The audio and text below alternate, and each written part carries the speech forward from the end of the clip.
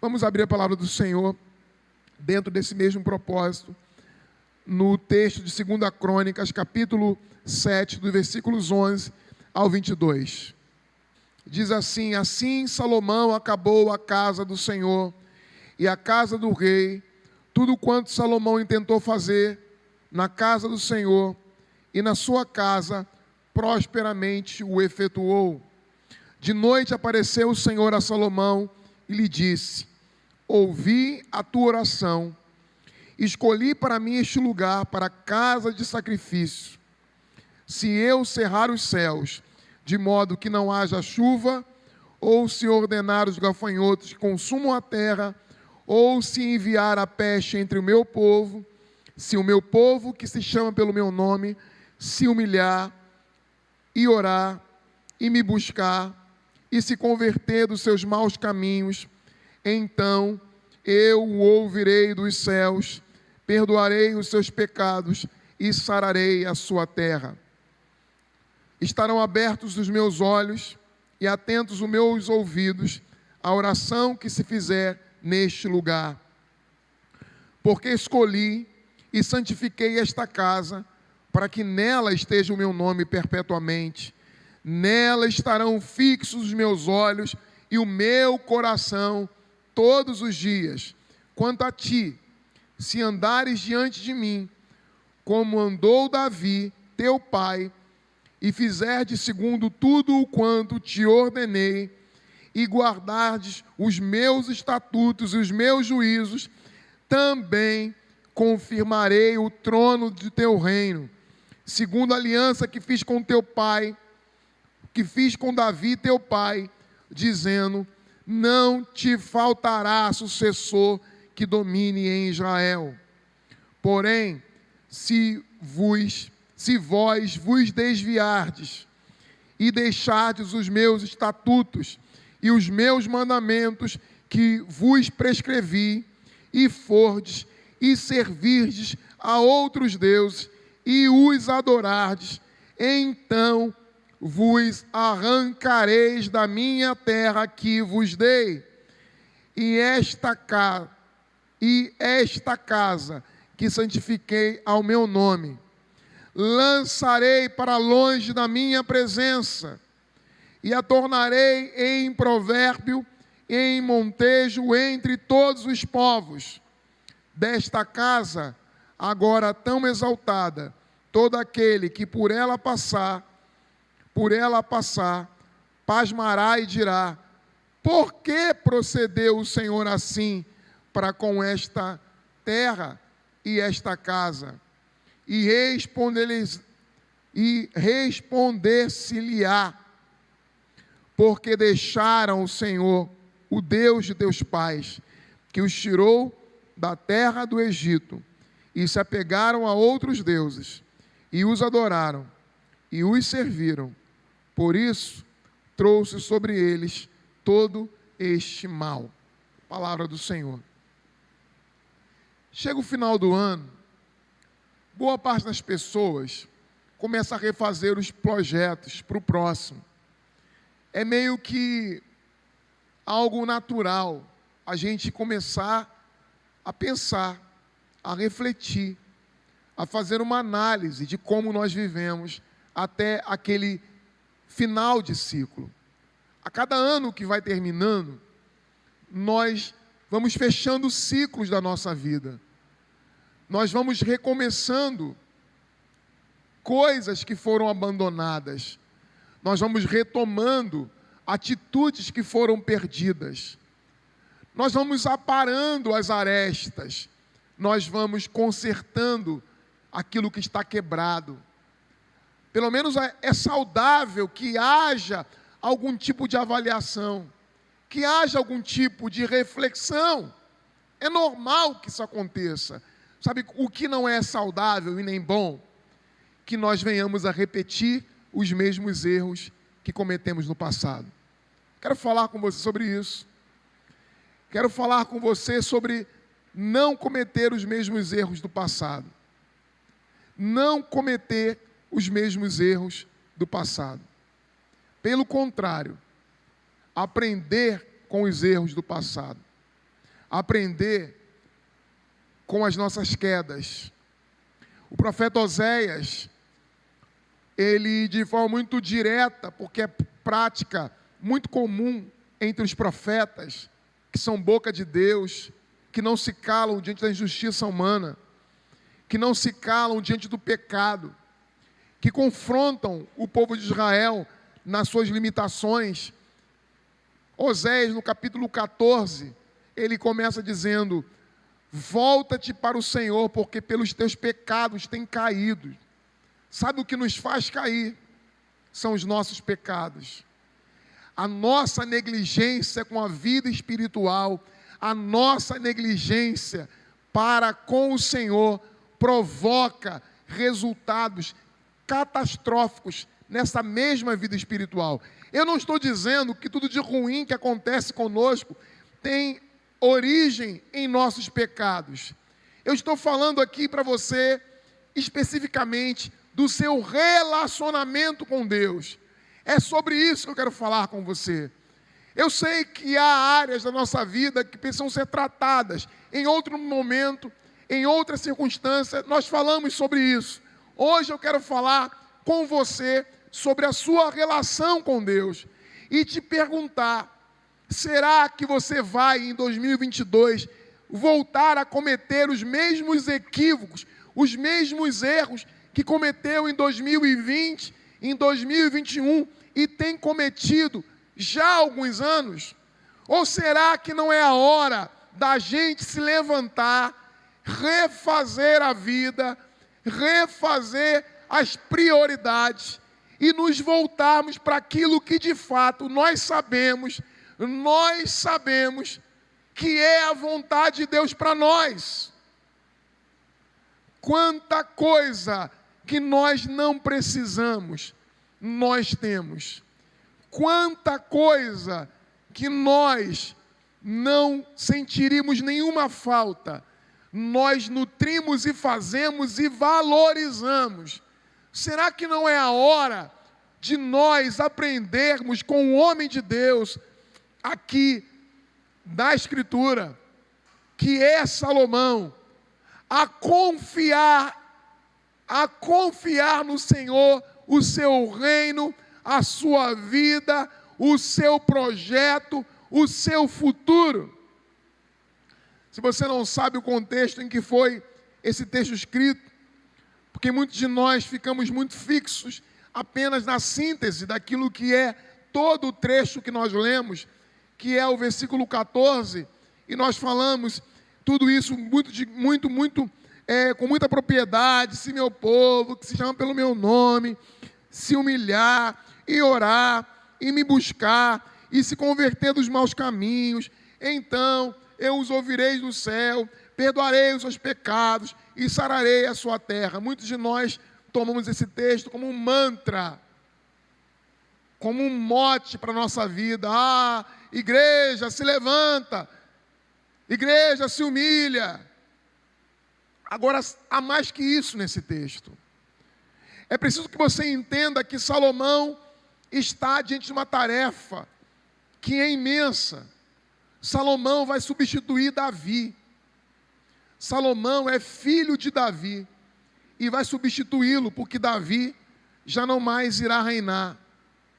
O reino já havia sido dividido, porque Davi, não dividido no sentido real, como vai acontecer depois da morte de Salomão, mas dividido por Absalão, porque Absalão, sendo filho de Davi, passou anos minando a autoridade de seu pai, desmerecendo e desqualificando o trabalho do rei Davi, destruindo a autoridade de seu pai, algo que Davi havia construído durante anos, porque Davi reinou 40 anos sobre Israel. Davi se tornou exatamente por isso o protótipo dos reis. Se você ler o livro dos reis, o primeiro livro, o segundo livro, você percebe claramente que o referencial do rei modelo é Davi. O referencial do rei, segundo o coração de Deus, é Davi. de forma que todos os reis que são ali tratados e qualificados como reis obedientes a Deus, é dito no texto, lá no livro dos reis, que ele obedeceu e honrou o Senhor como seu pai Davi. Davi se torna o modelo, a referência do rei ideal, do rei segundo o coração de Deus. E aí eu começo dizendo que não é porque Davi é perfeito. Não cometer os mesmos erros não significa um estado de perfeição, ou não significa que você não irá cometer os mesmos erros, não significa que você não cometerá equívocos. O que nós estamos tentando fazer é você enxergar aqui que é preciso aprender, tirar de alguma forma lições, aprendizado, conhecimento, estabelecer prioridades para a nossa vida daqui para frente, de forma que não venhamos a repetir os mesmos erros e avançarmos. Quem deseja avançar precisa sair do estado em que está, do ponto morto, e andar, ir para frente, parar de olhar a vida pelo retrovisor. Muitas pessoas não conseguem sair do lugar onde estão e começam a repetir os mesmos erros porque estão fixos naquilo que passou. Meu irmão, preste atenção no que eu vou dizer para você, que é muito óbvio, mas que você precisa ser lembrado, porque a Escritura nos lembra de tantas coisas importantes. O passado não pode determinar a nossa vida daqui para frente. Os seus erros passados precisam ser apagados, esquecidos, porque em Jesus Cristo nós fomos perdoados, em Jesus Cristo nós fomos reconciliados, em Jesus Cristo nos tornamos justos. O olhar de Deus para nós, a cada dia que levantamos pela manhã, é de alguém que torce por nós, é de alguém que não nos olha como alguém que está devendo. Quando nós nos ajoelhamos aqui e de fato, de coração, pedimos perdão ao Senhor e nos comprometemos em viver uma vida santa e justa, Deus acredita em você, Ele ouve a sua oração e Ele já não vai olhar para o seu passado e para os seus equívocos, Ele vai olhar para você daqui para frente. Pare de olhar a vida pelo retrovisor, pare de ficar fixo naquilo que você não fez, nos erros que você cometeu, nas falhas que você teve, nos equívocos que você teve durante o ano. Olha, está começando um novo ano. Em breve vamos entrar no próximo ano. Como é que eu faço para não continuar a repetir os mesmos erros?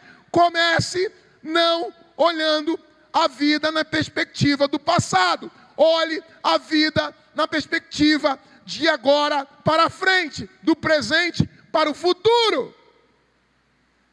E aí você tem em Salomão alguém que faz isso. Porque apesar de substituir Davi ser uma tarefa imensa, o foco de Salomão não está em ser a cópia de Davi, em se tornar uma réplica de Davi. Davi foi um rei excelente, mas Salomão, ao receber de Deus uma dádiva, que era escolher aquilo que deveria ser a bênção para a sua vida, o que Salomão está fazendo e pedindo a Deus? Sabedoria. Isso significa dizer que Salomão não deseja repetir os mesmos erros de seu pai Davi. Nós, influenciados por Santo Agostinho e por toda uma cultura que tem uma certa preocupação demasiada com a sexualidade, achamos que o grande problema de Davi foi sexual, o adultério de Davi. Se você olha o livro das Crônicas, você vai descobrir que Davi não pôde construir o templo, que Davi não pôde erguer um templo de adoração ao Senhor, porque as mãos dele estavam sujas de sangue. Porque Davi excedeu-se no mandato de Deus em guerrear. E em nome de Deus, Davi tirou a vida. E Davi sujou as mãos de sangue em demasia. Quando eu falo isto, eu não estou aqui relativizando ou tratando o pecado de adultério como sendo um pecado banal. Deus odeia o pecado. Deus abomina o pecado, seja ele sexual, seja ele no âmbito do dinheiro, seja ele religioso, seja o pecado da fofoca, da maledicência, de supor coisas sobre as pessoas que você não tem certeza. Eu quero dizer que supor algo sobre alguém, estabelecer isso como verdade e compartilhar com outro é pecado. Deus abomina e odeia o pecado. Mas o que o texto diz é que Davi não pôde construir o templo. Davi foi e agiu durante muito tempo como um insensato. Ele é um modelo imperfeito. Ele é um modelo imperfeito. E o que Salomão faz para não repetir os erros de seu pai, nem na questão sexual, e muito menos em dirigir o povo, em governar sobre o povo, Salomão pede a Deus sabedoria. Salomão não quer ser Davi. Você não precisa ser outra pessoa, a não ser quem você é, mas naquilo que Deus colocar você para fazer, haja segundo o propósito de Deus. Veja comigo o texto, versículo 11, assim Salomão acabou a casa do Senhor e a casa do rei, e tudo quanto Salomão intentou fazer na casa do Senhor e na sua casa. O que acontece? O que diz o versículo 11? Prosperamente Salomão efetuou. Salomão foi alguém bem-sucedido. A boa mão do Senhor estava sobre ele. Ele conseguiu aquilo que seu pai não havia, que o seu pai havia desejado e não conseguiu. Salomão não está preso aos erros de seu pai. Salomão não é a réplica de seu pai. Tente pensar por um momento comigo. Você não pode ficar preso em 2020. Você não pode ficar preso em 2021. Um desenho muito engraçado que todo mundo acho que tem um pouco mais de 20 anos, 25 anos, 30 anos, sei lá, viu, é a Caverna do Dragão. Eles ficam presos numa realidade paralela e jamais saem de lá. Sabe que alguns irmãos estão presos há uma história de 10 anos atrás. O pastor me falou uma palavra, me aborreceu. Desde então eu estou minguando. Eu estou com a alma secando. O irmão e a irmã Joaquina, Josefina, não tem nenhuma com esse nome aqui na igreja, fizeram mal para mim, foram injustos, não me deram a honra devida, e essas pessoas estão lá, secando a alma, azedando a alma, a vida toda. Salomão não. Salomão sabe que seu pai falhou. Salomão sabe que seu pai foi um péssimo pai. Pode ter sido um ótimo rei, um péssimo pai. Mas Salomão vai tomar a missão que Deus havia dado a ele e vai executá-la com sabedoria. Salomão não vai prender-se aos erros de seu pai. Olha para você, perceba, faça uma lista, ponha claramente quais foram as frustrações que você teve nos últimos 2 anos, porque talvez você esteja preso a 2020 ainda. Ponha no papel, ponha diante de seus olhos, para que você tenha clareza do que você quer avançar e comece a construir um ano novo de decisões acertadas. Tudo que Salomão intentou fazer, ele prosperamente efetuou. Você precisa começar o ano de 2022 pensando: eu irei começar um ano novo e prosperei e vou prosperar neste ano que começa.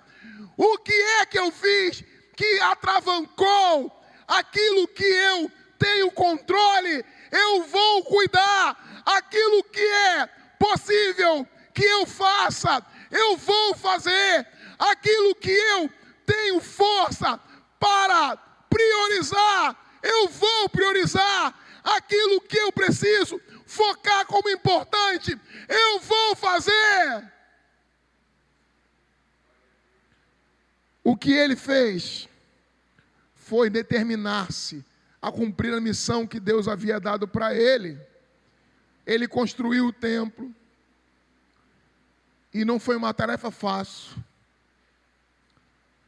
Eles estavam acostumados a uma tradição religiosa, em que Deus se revelava no tabernáculo. Não pense que foi fácil para Salomão, porque a velha guarda com certeza ficou falando: Salomão, o que você vai inventar? Deus não tem casa. Deus habita no tabernáculo. A ideia do tabernáculo é uma ideia boa, porque Deus vai aonde o povo está. Vai o tabernáculo móvel.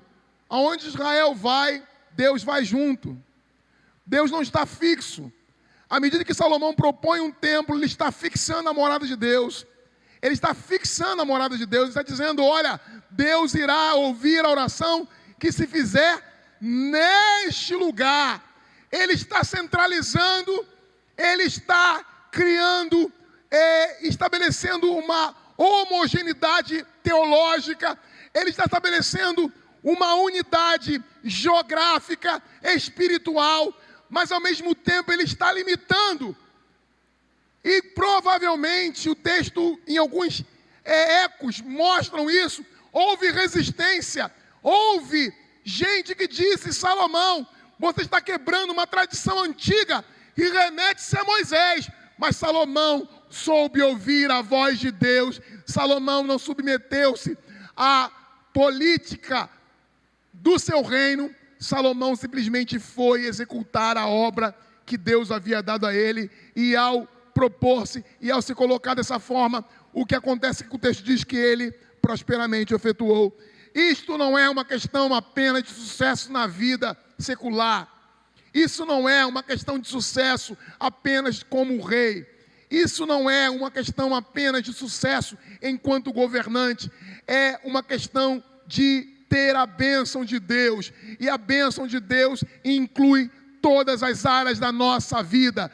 Nós somos abençoados por Deus, não apenas com a nossa alma, mas com tudo o que nós somos. Nós precisamos começar a pensar que as áreas da nossa vida, todas elas estarão sujeitas àquilo que é prioritário. E aí eu coloco o espiritual como prioritário. Mas eu não quero que você pense que você é uma alma que perambula pela cidade. Você é um homem, uma mulher que serve a um Deus e que precisa fazer que aonde você esteja, quem você é, as escolhas que você faz, reflitam a relação que você tem com esse Deus. Então Salomão priorizou algumas coisas importantes para que ele tivesse sucesso, para que ele não repetisse os erros do passado, para que ele não ficasse preso em 2021, em 2020. Gente, vamos sair de 2021. Se Deus nos conceder a graça de ir para 2022, vamos para 2022. Sabe o que eu estou falando? Porque muita gente está ainda com medo. Medo justifica-se no sentido de que ele precisa produzir em nós cuidado. Medo excessivo pode transformar-se em algo patológico. Medo de ir à igreja, só a igreja, é muito seletivo. O medo seletivo. Nós precisamos priorizar aquilo que é importante para nós. O que é importante para você? Salomão deixou claro. E a resposta de Deus veio. A resposta de Deus veio. Salomão não quer ser a réplica de Davi. Salomão é um homem que busca o Senhor.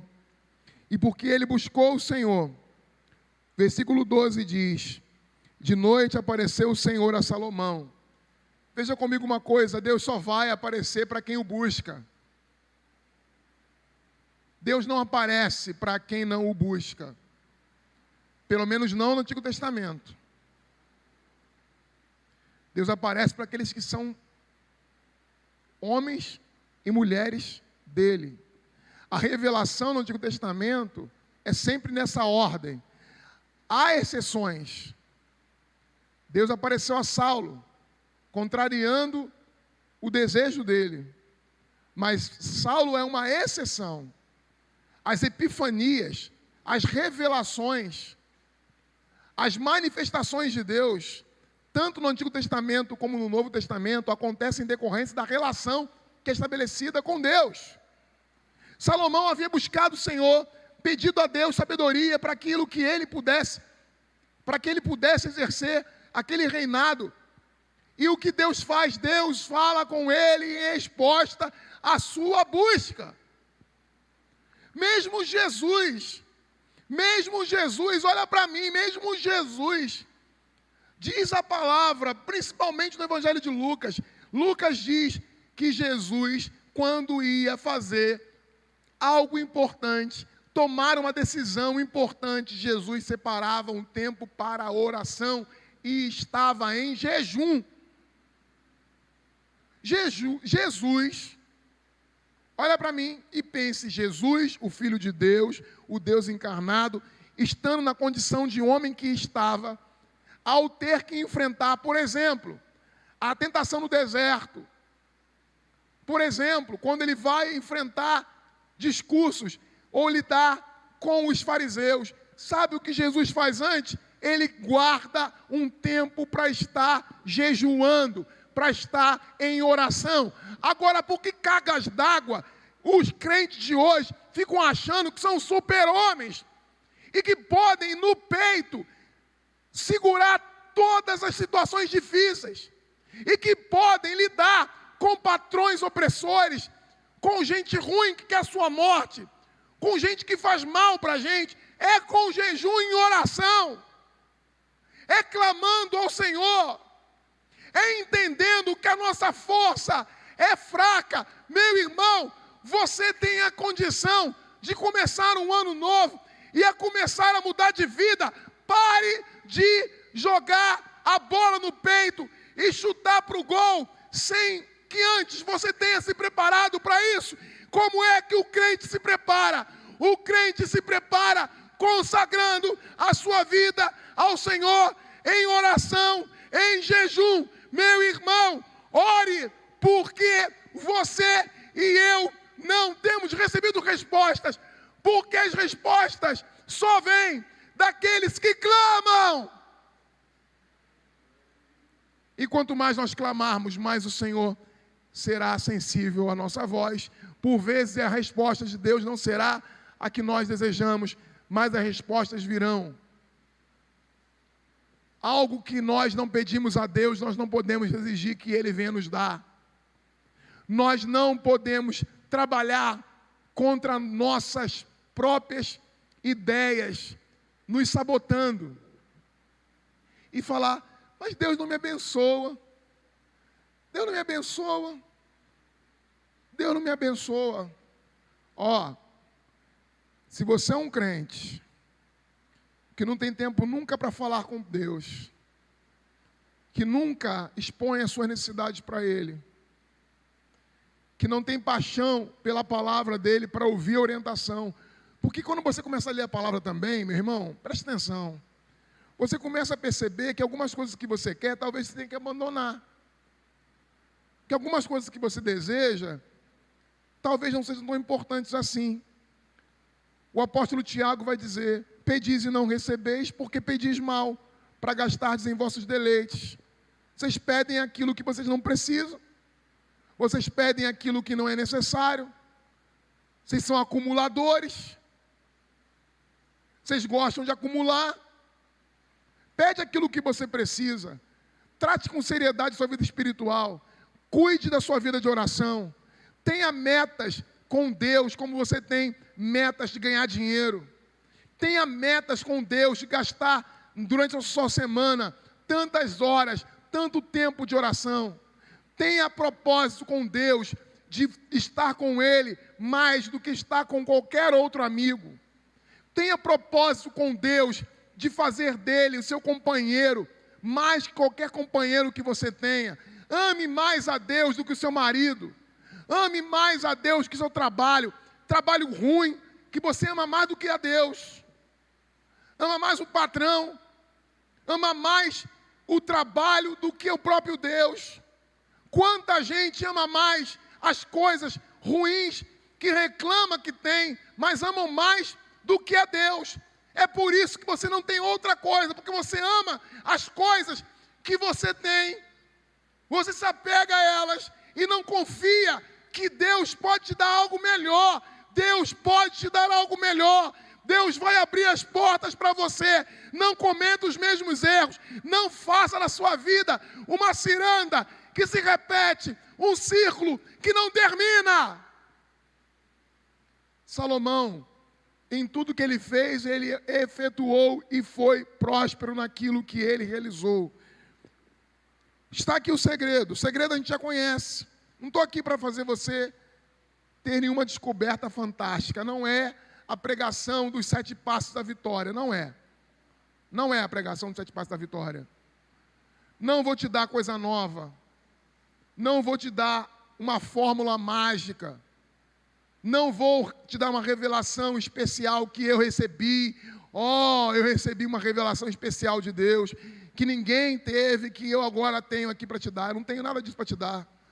O que eu tenho para te dar que está claro para você já há muito tempo, mas que talvez você não esteja fazendo, não esteja colocando em prática. É por isso que o tema da pregação hoje é para nós não repetirmos os erros do passado. Repita comigo: não vou repetir os erros do passado. Sabe como é que a gente faz isso? Vendo aquilo que está claro na Escritura. Diz o texto que depois disso o Senhor falou a Salomão e disse: se eu cerrar os céus de modo que não haja chuva, ou se ordenar aos gafanhotos que consumam a terra, ou se enviar a peste entre o meu povo. E aí ele diz: olha, há uma fórmula de nós alcançarmos algo da parte de Deus. Olha, está claro aqui o que é preciso fazer quando nós estivermos em perigo. O que é que nós fazemos? Se o meu povo, que se chama pelo meu nome, ou seja, nós, a igreja. Quem é a igreja, diga amém. Amém. Quem é a igreja aqui, diga amém. Amém. Então você pode seguir esse passo. Se o meu povo, que se chama pelo meu nome, se humilhar. Por que se humilhar? Porque se você for diante de Deus achando que é grandes coisas e que pode colocar Deus na parede e que é o exercício espiritual que você está fazendo, que vai fazer você ter resultado, então já começou errado. Já está arrogante. Sabe um hino que nós cantamos e que pode dar essa ideia, apesar de eu saber que esse hino não tem essa intenção? A gente canta aquele hino: eu creio no poder da oração, eu creio nos joelhos que se dobram. Eu quero dizer para você que eu sei que esse hino não quer dizer isso que eu vou dizer agora, mas que às vezes algumas pessoas podem entender que é eu que estou fazendo. Eu creio no poder da oração. Não, eu creio no poderoso que responde à minha oração. Eu creio no poderoso que ressuscitou dos mortos, que responde orações. Oração é apenas um caminho que Deus me dá, é apenas uma ferramenta que Deus me dá, é apenas a graça de Deus manifestando o que Ele dá para você e para mim, para nós alcançarmos a graça e a misericórdia dEle. Mas aonde está o poder? O poder está nele. Ele é o poderoso. A oração é apenas um caminho. Não vá a Deus arrogante falando, eu estou orando, Senhor. Conversão significa dizer que há algo a ser mudado. Você pode ser um santo. Em Cristo nós somos um santo. Em Cristo. Mas sempre há áreas da nossa vida a serem tratadas. Às vezes, as pessoas têm dificuldade de reconhecerem e de perceberem as suas limitações. Às vezes você tem inveja. Às vezes você tem ciúmes. Às vezes você tem preguiça. Às vezes você vai procrastinar e vai justificar, porque o procrastinador preguiçoso sempre arruma jeito para procrastinar confortável e ficar feliz com isso. Eu estou muito cansado, trabalho muito, faço muita coisa. Eu fico pensando, porque eu trabalho na igreja desde que eu me entendo por gente. Eu trabalho na igreja desde 6 anos de idade. Desde que eu era molecote. Estou na igreja, estou crente. Nunca deixei de estudar, nunca deixei de trabalhar, nunca deixei de conquistar. Já trabalhei fora da igreja. Já tive um trabalho que eu pegava às 7 horas da manhã, chegava um pouco atrasado, mas trabalhei lá 15 anos na mesma empresa. Nunca fui mandado embora. Não estou aqui para falar de mim, mas para dizer o seguinte: ninguém que quer servir a Deus pode justificar dizendo, estou cansado, não tenho tempo, minha vida é difícil. Você é que está procrastinando. Porque coisas que você acha importante você faz. Faz um teste hoje. Vai lá na sua configuração do Instagram e vê quantas horas por dia você passa no Instagram. Vai lá, o Instagram mostra para você. Vai descobrir quanto tempo você passa lá no Instagram por dia. 2 horas. Se fosse lendo a Bíblia e orando, avivamento, isso aqui estava pegando fogo. A hora que os crentes gastarem as 2 horas do Instagram, nas redes sociais, orando e lendo a Bíblia, jejuando, essa igreja vai pegar fogo. Mas nós não fazemos isso. Mas há um caminho para a gente conseguir chegar a isso. Não repetindo os erros do passado. Então comece o ano de 2022 se humilhando, orando, buscando, se convertendo, mudando os caminhos. Foi assim que você fez até agora. Comece a fazer diferente. Cancela a conta no Instagram. Ou então bote tudo lá para ficar na soneca. Sai desses grupos todos que você tem. Começa a fazer uma limpa na sua vida. Começa a se misturar com gente de oração. Começa a procurar os montes aí para orar, para buscar. Começa a procurar gente que edifica a sua vida. Começa a mudar de vida, meu irmão. Ou vai viver mais um ano. Vai chegar 2023 e vai falar, não fiz nada. Ai, que ano difícil. Ai, que vida difícil. Não fui abençoado. Olha a minha luta é grande. Por que você está lutando do mesmo jeito? Sempre quer ter resultados diferentes. Fazendo as mesmas coisas. Mesma vidinha de sempre. Mesma vidinha. Reclamando de tudo. Fazendo nada. Só se arrastando. Então como é que a gente faz? A gente se humilha, a gente ora, a gente busca, a gente se converte. A gente se converte. Sabe que até ser santo é difícil? Porque até quando a gente é santo é difícil, porque a gente fica pensando, eu sou um pastor tão dedicado, e aí fico olhando para esses pastores por aí, que não estão se consagrando. Para de show.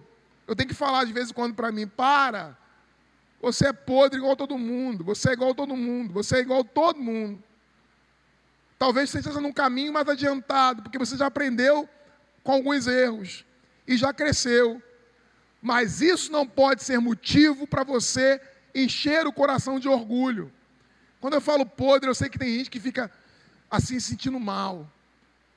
Porque realmente nós não somos mais podres quando nós estamos em Cristo, mas quando a natureza é que está falando, quando é a carne que está falando, meu irmão, quando é a carne que está falando, você não sabe o bicho que tem aqui. Você não sabe o monstro que sai daqui. Quando é a carne que está controlando o que eu faço, depois eu olho com vergonha. Quando é a carne. Deixa a carne controlar você, para você ver. Não deixa não, por favor. Não deixa, nem para experimentar, nem para brincar. Pelo contrário, eu quero encerrar a minha palavra dizendo a você: converta-se dos seus maus caminhos, volte-se para Deus, porque aí você vê uma série de promessas que vão se cumprir na sua vida, quando você se converter, quando você voltar para o Senhor. Olha que tempo bom, hein, Léo? Subir nesse morro aqui, esse morro aqui de Vilar Novo, para orar, hein? De tardinha a gente, hein? Vamos voltar, meu filho. Vamos voltar a subir aquele morro ali para fazer oração. Ali não, porque ele está meio perigoso, mas vamos lá para um outro. Vamos lá para um outro. Dizem que está perigoso, eu nem sei se está perigoso. Mas eu subi ali toda semana, subi naquele monte para orar, para cá e para lá. Vamos voltar. Não vamos repetir os mesmos erros. Vamos consertar. Vamos se converter. Pastor, crente se converte, crente tem que se converter. Porque a pessoa mais difícil de converter é crente. O povo mais difícil de converter é crente. Porque crente acha que assim, converteu lá 30 anos atrás. Converteu 30 anos atrás, agora, depois não converte nunca mais. E aí vira o bicho, aí o pastor sofre, né? O pastor sofre, porque crente que se converteu 30 anos atrás não converte mais, meu Jesus. Pastor que se converteu há 30 anos atrás e não se converte mais, cuidado, coitado da igreja. Se converteu lá 30 anos atrás e agora não converteu mais. Conversão, meu irmão, é todo dia. Repita comigo, conversão é todo dia. Conversão é se voltar para Deus. Conversão é viver a palavra do Senhor. Conversão é reconhecer que você é pecador. Vigiar sua carne, vigiar sua língua, vigiar seus pensamentos. Porque a sua carne quer o mal. Os seus pensamentos querem o mal. Seus pensamentos viajam aqui dentro da igreja. Dentro da igreja, viaja. Viaja. Você não é o único, não. Tem que se converter. Tem que pedir perdão. Tem que se humilhar. Tem que buscar. Tem que santificar. Tem que matar a carne. Tem que matar. A carne é má. Não adianta ficar com esse texto na boca e não botar no coração. Não adianta ter ouvido essa pregação 500 mil vezes, pregadores de todos os tipos, e continuar repetindo o texto. Se meu povo, que se chama pelo meu nome, se humilhar. Meu irmão, começa a se humilhar. Antes de você começar a decorar o texto, começa a se humilhar, começa a chorar. Chorar pelos seus pecados, chorar por sua miséria, chorar porque você anda orando pouco e falando demais. Chorar porque você precisa se voltar para o Senhor. Chorar porque você tem tratado mal o seu marido, tratado mal sua esposa, tratado mal seus filhos. Começa a mudar isso. Converte marido, converte a esposa, converte a Deus, converte ao marido, converte aos filhos, converte. Conversão vai resultar em bênçãos. As bênçãos eu deixei por último, vou falar rápido, que bênção vocês gostam. Benção, vocês gostam, vocês dão glória, você recebe, levanta a mão, benção, todo mundo levanta a mão, quer receber a bênção. Bênção todo mundo quer, bênção, eu também gosto de bênção, roda aqui, já. Se a bênção vem, eu dou um pulo aqui. Mas eu deixei a bênção por último, e para falar pouco da bênção, porque vocês querem muito a bênção, e nós queremos também. Mas sabe como é que nós ganhamos as bênçãos? Lá na humilhação, na oração, na busca, na conversão. Sem isso, meu irmão, bênção é desgraça. Um homem não convertido, que está abençoado, olha o homem perigoso. Um homem que está abençoado, mas não se humilha, olha o homem perigoso. O homem abençoado, que não busca, não ora, olha o perigo, porque ele vai achar, está tudo bem, estou abençoado, estou na benção, está tudo bem, benção, minha vida está uma maravilha, minha vida está uma benção, minha vida está maravilhosa. Negócio de se humilhar, o quê? Humilhar é para gente fraca, eu quero usufruir das bênçãos aqui. Então vem as dificuldades, vem as lutas, e a gente começa a pensar sobre as coisas. Por isso que as tribulações vêm muitas vezes. Não todas, mas algumas são por causa da nossa rebeldia. Então o homem quer bênção de Deus e quer usufruir dessas bênçãos de forma adequada, sem corromper o coração. Então observe que é preciso se humilhar, é preciso orar, é preciso buscar, é preciso converter.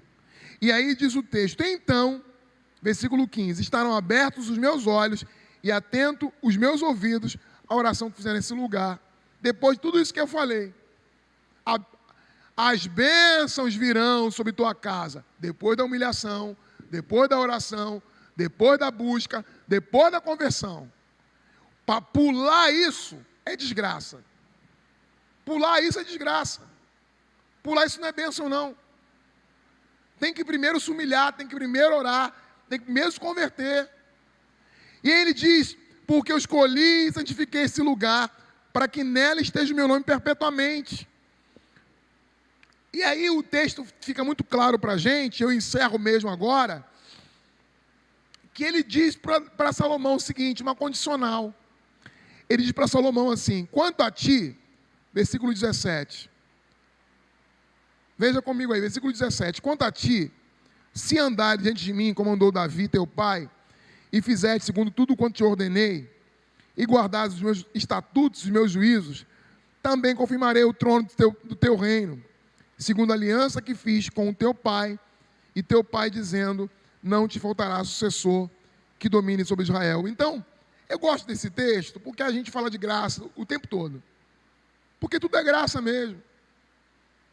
Mas eu gosto desse texto, porque ele nos chama a entender que graça não nos isenta de responsabilidade.